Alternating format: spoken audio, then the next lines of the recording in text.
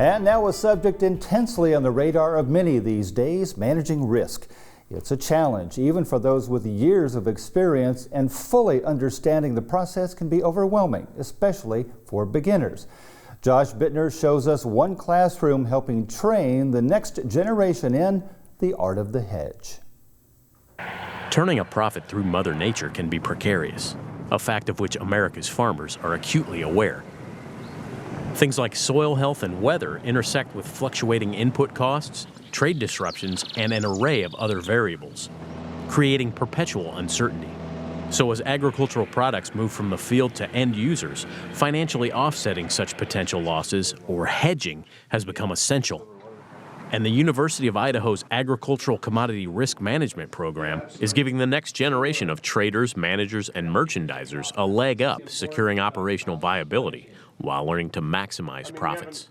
The program is relatively new. It's built upon the shoulders of a program in the College of Business, and we complement that by focusing on agricultural commodities. Almost an unprecedented territory. Clinical Assistant Professor Norm Ruhoff says commodities are a fundamental component of the U.S. economy, and three sectors, potatoes, grains, and dairy, form the core of Idaho's contribution.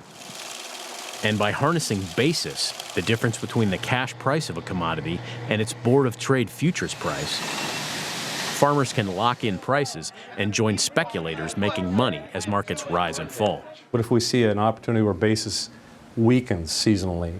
Growing up on an Idaho family farm and cutting his teeth at a local grain elevator, Ruhoff later spent years in the Midwest commodity trade before returning home to impart bins full of knowledge. We were kind of trading a reversion back to the mean.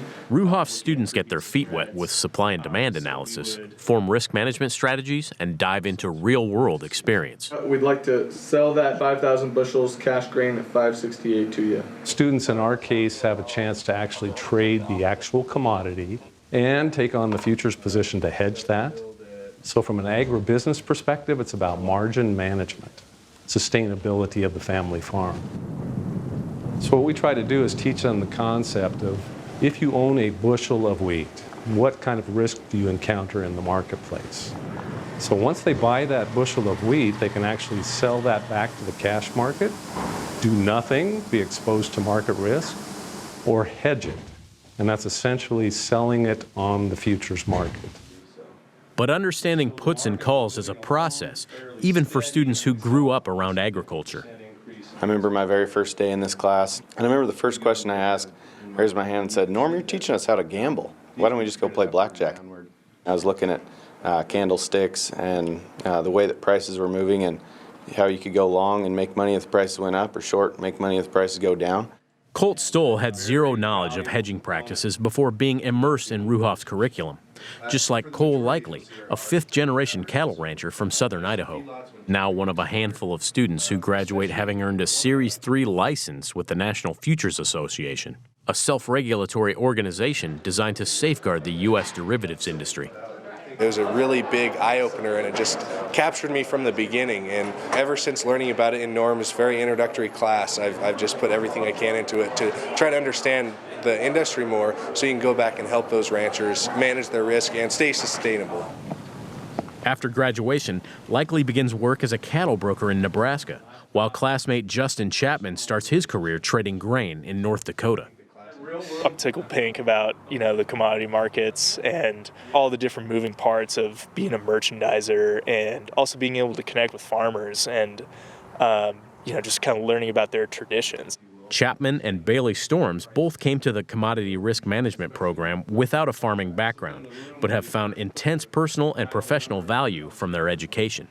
I'm going in to be a credit officer trainee, and I am going to need to have a knowledge base of markets in order to most effectively help those customers. So that was something that was really important for me. The agriculture industry is bullish about the things happening in Moscow, Idaho. The school's graduates are sought out nationwide to trade commodities around the globe.